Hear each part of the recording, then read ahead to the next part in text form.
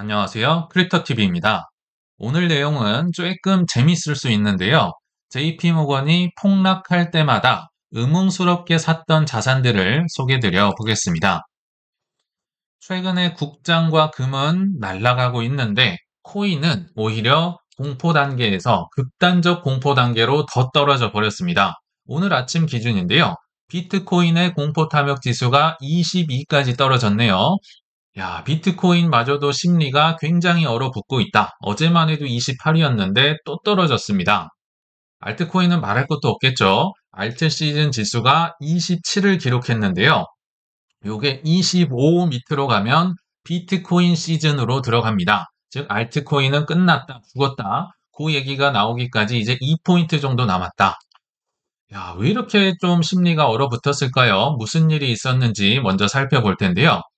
그나마 불행 중에 다행이라고 한다면 어제는 미국 주식과 같이 떨어졌다. 오히려 지금 국장은 버티고 있는데요. 미국 주식은 어제 같이 떨어졌었거든요. 이유를 첫 번째로 꼽아보자면 미국의 유동성 부족입니다. 아니 무슨 소리냐. 지금까지 계속 글로벌 유동성 올라간다고 했었잖아.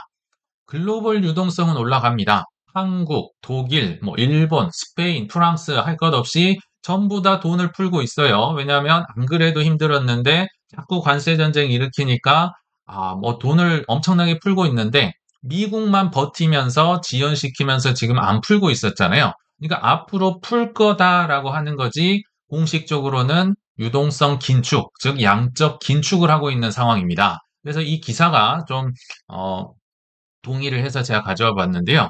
비트코인의 단기 하락은 물론 최근에 과도한 레버리지가 청산이 되면서 떨어진 것도 있는데 지금 시장 내 유동성이 부족하다. 유동성이 급격히 위축돼서요. 위험자산 선호도가 많이 떨어지고 있다라고 하면서 조금 어려운 얘기를 하네요.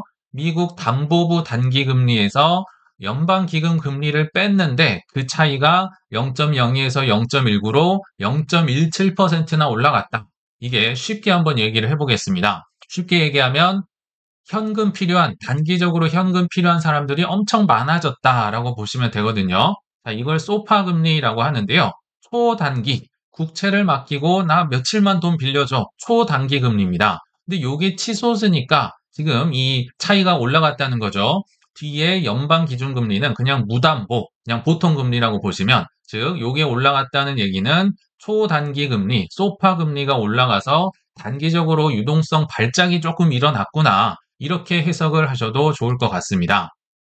그래서 달러 유동성 긴축의 신호, 지금 미국이 좀 압박을 받고 있는 모양새거든요. 자, 그러면서 지금 레포 금리가 또 나오는데 어렵지 않아요. 소파든 레포든 그냥 비슷한 거다. 국채를 담보로 맡기고 단기로 금리를 빌리는 그 금리를 얘기하는데요. 단지 차이가 있다면 레포 금리는 그 개별 빌리고 빌리는 당사자들 간의 금리인 거고요. 소파 금리는 그런 것들의 평균이다. 이렇게 보시면 됩니다. 즉 비슷한 거다. 근데 레포 금리도 올라가고 대출액도 어마무시하게 올라갔다. 이게 왜 이례적이냐면요. 보통은 월말이나 분기말이나 연말이나 이럴 때 워시 트레이딩을 한다든지 손절을 해서 세금을 아낀다든지 하면서 그때 이제 레포 금리가 뛰는 경향이 있는데요. 이 10월 15일자는 월말도 아니고 분기말도 아니고 연말도 아닌데 엄청 치솟았다는 겁니다. 이 레포 금리, 소파 금리가 갑자기 치솟았다는 건 누군가가 조금 위기에 빠졌구나. 현금이 엄청 필요했구나. 이렇게 보시면 되거든요. 자, 9월 말이 미국의 회계연도가 클로징 되기 때문에 60억 달러의 레포 대출이 있었는데 10월 15일자로 해서 그 금액을 넘어버렸다는 겁니다. 누군가가 지금 위기에 처했구나. 누가 위기에 처했을까요? 아마 언론에서 보셨겠지만 두 번째 이제 원인인데요. 지금 최근에 떨어졌던 이유가 지역은행들이 위기를 겪고 있다. 아마 JP모건 바이먼 회장을 통해서 접하셨을 겁니다. 바퀴벌레가 한 마리 돌아다닌다 이런 얘기를 했었죠. 자, 지역은행들이 부실 대출에 지금 투매가 일어났다. 2023년도에 실리콘밸리 뱅크다 여러 개에서 4개가 망했던 기억 나잖아요. 그러면서 악몽이 떠오른다. 라고 하는데요. 자, 이분 표정이 재밌어서 한번 가져와 봤고요. 내용이 긴데 역시 쉽게 요약을 해보자면 서브프라임 자동차 대출 업체들이 있습니다. 서브프라임은 우리 2008년에 겪었지만 자격이 좀 안 되는 분들, 신용으로 사신 분들, 그러니까 요런 것 이런 분들을 위해서 자동차를 담보로 해서 대출을 해주고 뭐 자동차 부품 업체들이 있는데요. 이 두 개의 업체가 최근에 위기를 겪었습니다. 돈을 떼먹힐 위기, 뭐 사기 위기 이런 거에 이제 엮인 거죠. 그러니까 여기에 돈을 빌려준 지역은행 두 개가 나 이제 못 갚겠어. 위기야라고 하면서 엎어졌고요. 그래서 이 지역은행 두 개의 주가가 하나는 한 13%, 하나는 10% 정도 떨어졌어요. 그 지역은행들에게 돈을 빌려준 곳들이 이제 JP 모건, 제프리스 이런 큰 데가 이제 더 위에 있다는 거겠죠. 그러니까 JP 모건 우리 다이먼 회장이 어떤 얘기를 했나요? 이때가 기회다. 아주 신났겠죠. 내가 어제 바퀴벌레 한 마리 봤다고 했지. 한 마리가 아닐 건데 2008년 금융위기 냄새가 나는데 라고 하면서 뭐 내가 맞췄제 했제 하면서 지금 언론을 도배를 하고 계십니다. 여기까지가 이제 현황이라고 보시면 좋을 것 같고요. 자, 뒤로부터는 제가 이제 찾아낸 좀 이분들의 행동들을 보여드리겠습니다. 위기라고 말은 하고 있지만 실제로 뒤에서 하고 있는 종필이 형의 행동 좀 찾아보시죠. 자, 이거는 엊그제 소개를 드렸으니까 짧게 하겠습니다. JP모건이 히토류, 양자컴 등 미 전략 산업에 무려 2,142조 원을 투자하겠다. 이게 본인 돈 투자가 아니라고 했었죠. 본인들 돈은 한 14조 원 정도 되고요. 나머지는 다 대출해주겠다라는 겁니다. 유동성을 어마어마하게 끌어올리고 있는 행동을 하고 있는 거잖아요. 그리고 전략 산업이라고 썼지만 실제로는 그냥 거의 모든 분야라고 보면 됩니다. 독일 정부도 국방비 올린다고 하면서 온갖 인프라, 고속도로 다 갈아엎었었잖아요. 모든 분야에 내가 대출해 줄게. 이게 그들의 행동이고요. 또 하나, 제가 엘리베이터를 탔는데요. 굉장히 재밌는 문구가 눈에 보이더라고요. JP모건이 삼성전자, SK하이닉스 엄청 저평가됐다라고 이제 한 줄 기사가 뜬 게 아니라 50% 할인된 가격입니다. 떨입니다. 이렇게 엘리베이터 광고에 나오더라고요. 삼성과 SK하이닉스를 지금 JP모건이 얘기하는 겁니다. 마이크론의 절반 수준의 밸류에이션을 갖고 있다. 미국 기업에 비하면 반값 할인이다.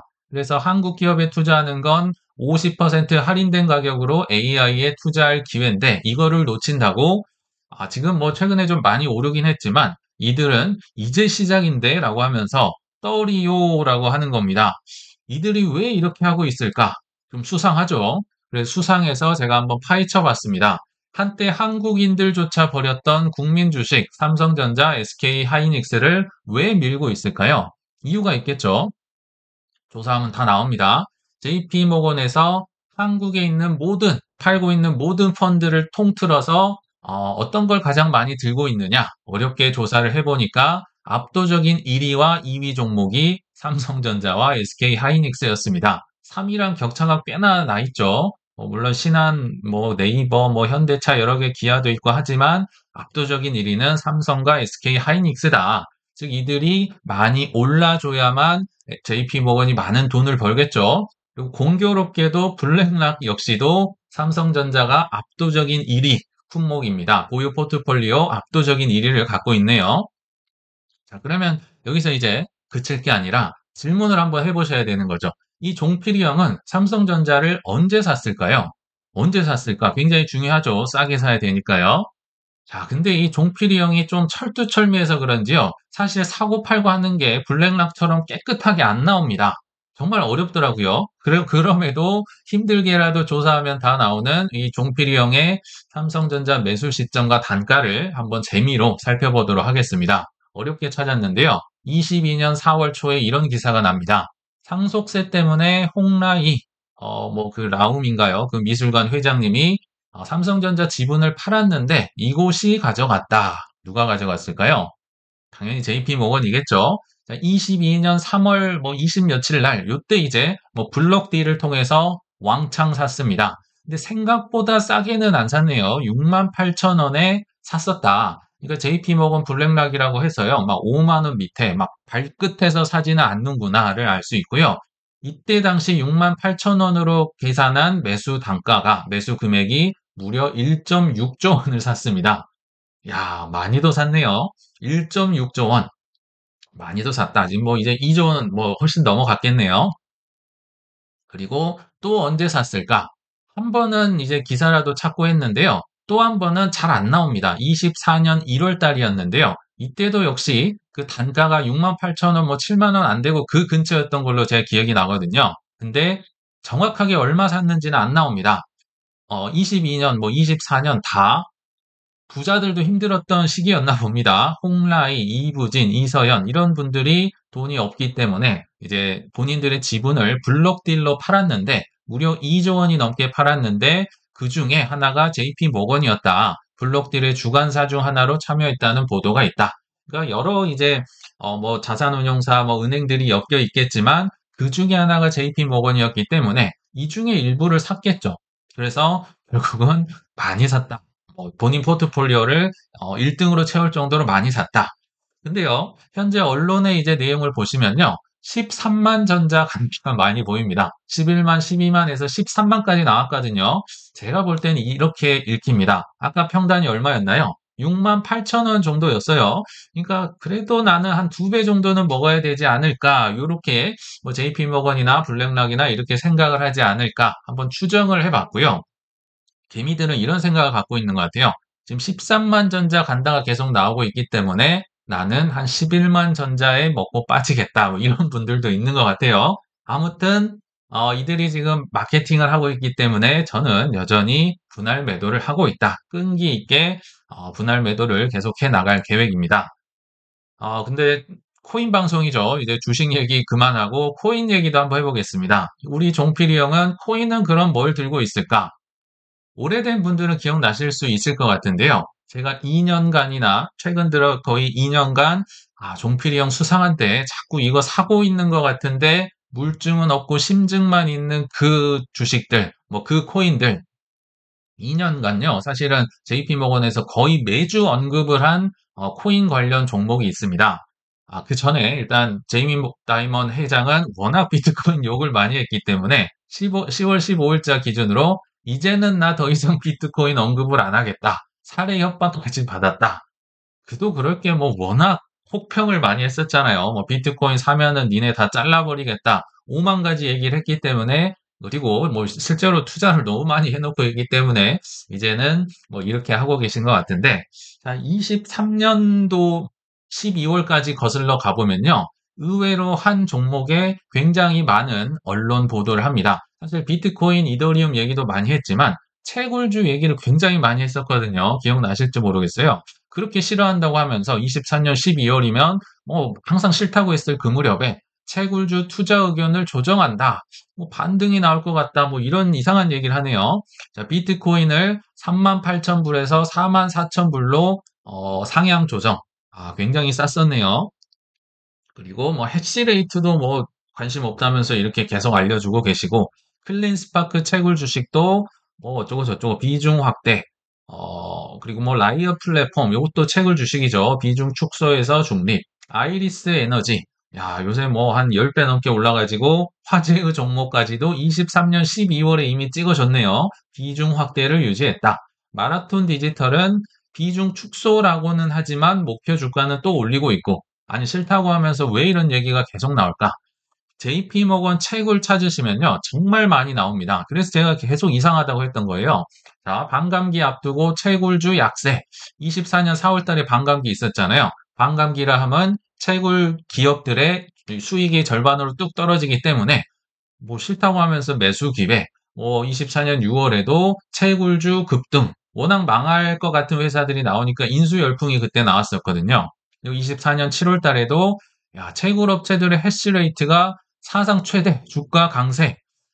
관심이 많으시네요. 해시레이트. 그리고 24년 10월 달에는 비트코인 채굴자들의 수익이 3개월 연속 감소한다. 3개월 연속 감소란 얘기는요. 3개월간 계속 지켜봤다는 뜻입니다. 아시겠지만 24년도 8월 달 엔캐리 트레이드 청산 나오고 9월 달도 안 좋고 난리가 났을 때 3개월 연속 내가 지켜봤는데 힘들다 어렵다 하면서 뭐 이때 좀 사지 않았을까라는 생각이 들거든요. 수상하다. 그래서 제가 분명 산 것 같은데 물증은 없고 조사하면 안 나옵니다. 그랬었는데 제가 다시 최선을 다해서 JP모건의 코인 관련 주식 현황, 보유 현황을 한번 업데이트 해보겠습니다. 근데요, 금액은 굉장히 틀리더라고요. 요거는 좀 감안을 하고 봐주시면 좋을 것 같아요. AI가 학습을 못하는 건지 아니면 잘 못 찾는 건지 하지만 아무튼 그러니까 이 순위만 좀 봐주시면 될 것 같아요. 금액은 많이 틀린다. 근데 1위는 마이크로 스트래티지 주식이다. 여기 보시면 뭐 1.8조 원까지 샀다고 돼 있는데 제가 볼 땐 블랙락의 비트코인 ETF의 일부가 지금 여기로 좀 반영이 되지 않았나. 왜냐면 제가 이 숫자는 알고 있거든요. 25년 2분기에 한 2조 원어치를 비트코인 ETF 샀던 게 기억이 나거든요. 근데 금액은 틀리지만 아무튼 스트래티지, 블랙락의 비트코인 ETF, 코인베이스, 아, 여기 있구나. 마라톤 디지털, 라이어. 둘 다 채굴 업체죠. 그러면 그렇지. 이게 샀다는 거죠. 이게 굉장히 저는 적게 나왔다고 보거든요. 즉, 채굴 주식도 사고, 뭐, 비트코인, 이더리움, 뭐, 이거는 이제 말할 것도 없고, 계속 사 모았구나. 특히 25년 2분기라든지 어렵고 힘들 때 언제 샀을까요? 제가 말로만 하지 않고 한번 추적한 결과를 말씀드려 보겠습니다. 당연히 쌀 때 샀겠죠. 아까 삼성전자처럼 그 회사 임원들까지도 힘들고 어려울 때, 헐값에 힘들고 어려울 때, 그것도 JP모건은 힘이 있기 때문에 퍼드 뉴스와 함께 샀겠죠. 힘들고 어려울 때, 야, 이거 망할 것 같은데, 뭐, 수익이 악화됐는데, 이러면서 이것들을 샀다. 일단 스트레티지 보실까요? 주 매수 시기 25년 2월에서 6월, 특히 25년 2분기. 25년 2분기 어떤 일이 있었나요? 25년 4월 달에 관세 폭락이 있을 때 스트레티지를 어마무시하게 샀구나. 두 번째, 비트코인 ETF 언제 샀다? 24년 1분기에 이제 막 런칭 됐을 때 조금 샀었고요. 그리고 25년 2분기 역시 관세 폭락 때 쓸어 담았구나. 그래서 제가 이때 안 겁니다. 2조 원어치를 이때 산 거예요. 자, 세 번째 코인베이스 24년 하반기에 많이 샀나 보네요. 24년 하반기 무슨 일이 있었나요? 엔캐리 트레이드 청산 8월달, 9월달, 10월달까지도 안 좋았습니다. 그때 코인베이스를 쓸어 담았구나. 그리고 또 언제 샀다? 25년 1에서 2분기. 아, 관세 폭락 때도 또 열심히 주우셨네요. 자, 네 번째, 마라톤 디지털, 라이엇. 요런 데는요, 얼마 안 사고, 뭐, 소규모로 사서 레이더에 안 잡히는 겁니다. AI도 조사가 안 돼요. 지속적으로 소규모로 여러 분기 샀기 때문에 그냥 24, 25년 내내 조금씩 조금씩 샀다. 라이엇도 25년 2분기 관세 폭락 때 일부 추가 매수. 아, 더 샀는데 추가 매수를 관세 폭락 때 했구나. 기가 막히게 투자 잘하지 않습니까? 근데 우리는 퍼드 뉴스까지 퍼뜨릴 수는 없지만 이런 JP모건의 행동은 따라할 수 있을 것 같아요. 퍼드 뉴스까지 할 뭐 영향력은 없지만요. 뭐 어떤 퍼드 뉴스를 했었을까요? 뭐 이러면서 샀겠죠. 24년 4월 달 미금리, 특히 국채금리 8%대로 오를 수도 8% 가면요. 미국 난리 납니다. 완전 망할 거예요. 경고를 하면서 열심히 사셨구나, 뒤에서. 24년 8월 엔캐리 트레이드 난 직후에 뭐라고 했다? 미국 은행들이 트위터를 인수했는데, 뭐 일론 머스크에게 돈을 많이 빌려줬겠죠. 130억 달러. 이거 거의 금융위기 이후에 최악의 대출이다. 은행들 니네 돈 떼어먹힐 걸 이라고 했지만, 상대는 세계 1위 부자 일론 머스크입니다. 일론 머스크한테 떼어먹힐 일이 있을까요? 열심히 또 퍼드 뉴스 하면서 뭐 이것저것 많이 사지 않았을까 생각이 들고요. 23년 5월 기억나십니까? 23년 3월 달에 줄줄이 사탕으로 특히 크립토 관련된 여러 은행들이 4개나 망했었습니다. 그러면서 JP모건이 뭐 폭락 온다, 위기 온다 난리 치다가 한두 달 있다가 퍼스트 리퍼블릭이라는 뭐 VIP들 많은 이 은행을 또 인수를 했죠. 그러면서 은행 위기 거의 끝난 것 같은데 나는 잘 산 것 같은데 이러면서 내가 해결했어 라고 야, 참 투자 쉽게 하죠. 이런 JP모건의 행동을 본다면 그렇게 뭐 지역은행이 망했다 어쨌다 해서 뭐 불안할 필요가 있으실까 생각이 드네요. 자, 그래서 은행이 망하든지 말든지 금과 주식이 날아가든지 전혀 끄떡없으실 이유를 한번 정리를 해보도록 하겠습니다. 자, 일단 뭐 지역은행 또 뭐 난리가 나고 있죠. JP모건이 뭐 바퀴벌레 얘기를 하고는 있는데요. 결론부터 얘기하면 새삼스럽다는 겁니다. 왜요? 미국과 한국, 일본에요. 차이가 너무 커요. 미국은요, 정말 은행이 많습니다. 은행들이 무려 4,500개나 있어요. 한국은 19개, 일본은 90여 개 있는데 4,500개. 그것도요, 이거 한 13,000개인가 14,000개 있었는데 엄청 많이 망해서 지금 요 정도 남아있다는 겁니다. 지금도 어딘가 망하고 있을지 모르고 미국은 많기 때문에 은행이 망하는 게 다반사다. 새삼스럽다. 매년 뭐 많으면 8개까지도 망할 수 있어요. 최근에 3개년 망한 은행 볼까요? 자, 25년도에 우리 은행 2개 망했다고 한 거 기사 본 적 있습니까? 없어요. 이게 무슨 은행인지도 모르지만 아무튼 2개 망했어요. 이미. 뭐 이런 공포가 오기 전부터요. 24년에도 2개가 망했었고, 23년에도 무려 5개. 우리가 이때 알았던 게 실리콘밸리 뱅크, 시그니처 뱅크 이런 거였죠. 퍼스트 리퍼블릭을 아까 JP 모건이 인수를 했었고, 그냥 원래 있는 일입니다. 뭐 자연스러운 일인데도 불구하고 JP 모건은 이거를 확대해서 뭐 공포가 오고 뭐 신용 위기가 오고 서프라임 모기지 사태가 온다. 뭐 재미있게 지금 주장을 하고 있는 것 같습니다. 한국 빵개, 일본 빵개. 그러니까 한국에서는 은행이 망했다 하면 엄청난 것처럼 보이지만 미국에서는 최소 2개 정도는 망하는 게 그냥 일반적이다. 금 상승, 이번엔 다르다라고 주장하신 분들이 꽤나 많이 보이는 것 같습니다. 근데요, 금은 이번엔 다르다고 하기에는 역사가 너무 오래됐어요. 이번에 다르려면 뭔가 다른 게 나와야 되잖아요. 근데 역사가 무려 6,000년입니다. 인류 역사와 함께한 자산이고 화폐로만 2,700년을 썼는데 이번엔 다르다? 그러기엔 너무 오래되신 것 같아요. 자, 이번엔 다르다고 하기보다는 이거 계속 보여드렸잖아요. 비트코인이 금이 올라간 다음에 이 아래쪽 노란색이 금이거든요. 지금 최근 10년간 항상 맞아왔던 통계가 뭐다? 금이 일단 올라가고 난 다음에 꺾이죠. 꺾이면 비트코인이 결국 올라가더라. 뭐 어마무시하게 올라가는 거죠. 그리고 2020년도 팬데믹 때도 위기다 뭐다 하면서 그때 엄청나게 올랐겠죠. 그러나 그러면서 돈을 뿌리니까 결국은 그 혜택을 비트코인이 가져가고 금은 주춤하고 왜냐면 돈을 뿌리면요. 이 코인을 따라갈 자산이 없습니다. 뭐 금이고 주식이고 안 돼요. 이 비트코인이나 메이저 알트코인을 따라가긴 어렵다. 그리고 나서 사실 여기 보시면 횡보를 정말 많이 한 구간이 있는데 지금 이렇게 단기간에 올라갔는데 산다? 무모할 것 같다고 계속 말씀을 드리죠. 김치 프리미엄 뭐 20%까지 붙었다면서 지금 뭐 4,300불 뭐 온스당 올라갔다곤 하는데 이럴 때 사시면 조금 위험한 것 같습니다. 아무튼 금이 올라갔다. 금이 뭐 과거의 패턴대로 간다면 좀 주춤할 것이고 비트코인은 다시 따라 올라가겠죠. 뭐 한 100일에서 200일 후에 따라간다고 해요. 정점 기준으로. 그럼 이게 왜 이런 상황이 반복되느냐? 아까도 말씀드렸지만 금이 올라간다는 건요. 뭔가 뭐 팬데믹이 터졌든 지역은행이 망했든 아무튼 위기가 나왔다는 거겠죠. 뭐 관세 폭탄을 터뜨렸든. 그러면 그 뒤에 어떤 일이 벌어진다? 명분이 생겼잖아요. 위기가 있었네. 지금까지 금리 인하 안 했던 게 뭔가 터지는 건 없어요. 뭔가 힘든 것 같긴 한데 뭐 누가 뒤집어졌다든가 망했다든가 이런 게 없으니까 제롬 파원이 금리 인하든 뭐든 안 했었잖아요. 명분이 생겼네요.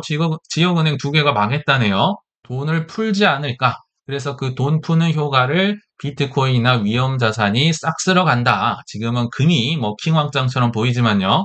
벌써 데이터가 반응을 하고 있습니다. 얼마 안 있으면 10월 29일자로 FOMC 회의를 앞두고 있는데 우리는 이제 당연히 금리 올라간다 생각을 하고 있잖아요. 자, 한 번 인하할 확률 96.8 굉장히 많긴 하지만 2번 인하할 B컷 확률이 드디어 등장을 했습니다. 3.2%지만 야, 이거 위기 아니야? 이 정도는 해야 되는 거 아니야? 사람들이 베팅을 하고 있다는 거겠죠. 좀 더 가볼까요? 12월, 11월은 건너뜁니다. 12월 10일 날 FOMC 회의가 있는데 한 번, 그러니까 2번을 10월, 12월에 2번을 인하할 확률이 81%라고 한다면 이제 한 번 빅스텝이 끼어 있을 확률, 그러니까 2달에 총 3번 인하할 확률이 18.3%. 생각보다 높은 겁니다. B컷이 10월이든 12월이든 둘 중에 한 번은 나올 것이다가 18.3이고요. 야, B컷 확률까지도 미약하지만 등장을 하고 있습니다. 무슨 얘기예요? 명분이 있는데 이제는 안 풀 이유가 없다. 뭔가 뒤집어졌고 무너졌는데 여기서 뭐 막 금리를 인하를 뭐 좀 아낀다? 그땐 좀 힘들어지겠죠. 제롬 파월조차도. 자, 또 하나. 요거는 이제 페드의 대차 대조표 밸런스시트라고 보시면 되는데요. 아까 유동성이 좀 미국이 긴축이 된다고 했었죠. 이게 이겁니다. 페드의 이제 대차 대조표. 이게 올라갈수록 유동성이 높고 좋은 거고요. 떨어질수록 안 좋은 건데 최근 들어서 완전 바닥으로 왔다는 거죠. 자, 올해 4월 달 보면요. 뭐 관세 폭락이 있었고 힘들었잖아요. 근데 때마침 대차 대조표도 폭락. 그러니까 이 대차 대조표가 높다는 거는요. 모든 은행들 기업들에게 대출을 해줄 수 있는 근원이 많다. 돈이 풍부하다. 높을수록 좋다. 이렇게 해석을 하시면 됩니다. 근데 이게 4월 달에 우연찮게 바닥이었기 때문에 막 관세 폭락까지 겹치면서 떨어졌었죠. 그러면 일단 채워 넣어야겠죠. 그러면서 쭉 반등을 했었죠. 그러나 최근 들어서 다시 조금씩 조금씩 써먹으면서 유동성이 긴축되고 있다. 적긴 하지만 계속 양적 긴축을 하고 있다고 말씀을 드렸어요. 그게 이제 몇 달 내로 취소를 하겠다라고 엊그제 제롬 파울이 얘기를 했었죠.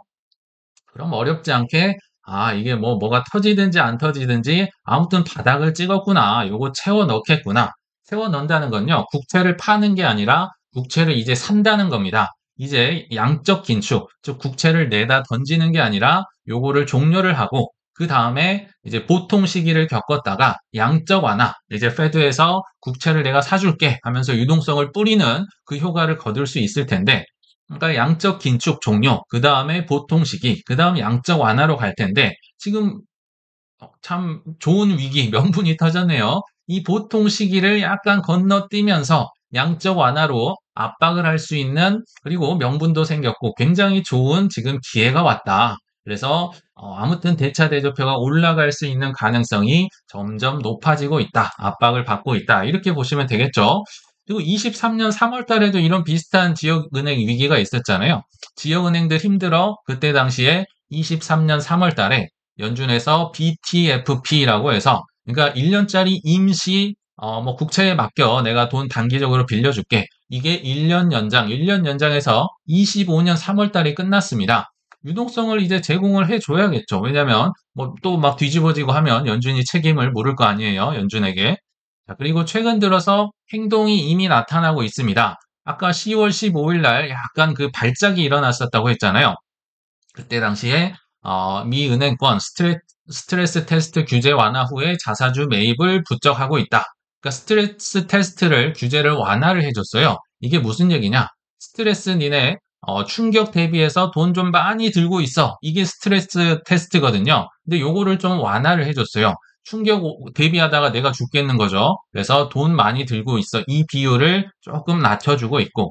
그리고 이 기사 제목에는 안 나왔는데 제가 종종 말씀드렸던 SLR 규제 완화, 레버리지 이 완화해주는 것도 이미 시작은 들어갔습니다. 일부 시작을 하고 있고 한 다음 주부터 스트레스 테스트나 SLR 규제 완화에 대한 새로운 이제 제도 제안이 할 거라고 그 보우먼 이사가 10월 15일 날 얘기를 했었거든요. 그러니까 일주일도 남지 않았습니다. 다음 주에 이런 규제 완화가 더 진행이 될 예정이다. 명분이 완벽하네요. 그래서 오늘 결론을 한번 맺어보자면 지금 좋은 위기이자 명분이 생겼습니다. 페드는 뭐 할까요? 돈을 풀 수 있는 명분이 생겼고 종필이 형은 지금은 막 퍼드를 외치다가 결국은 또 큰 돈을 과거처럼 챙기지 않을까.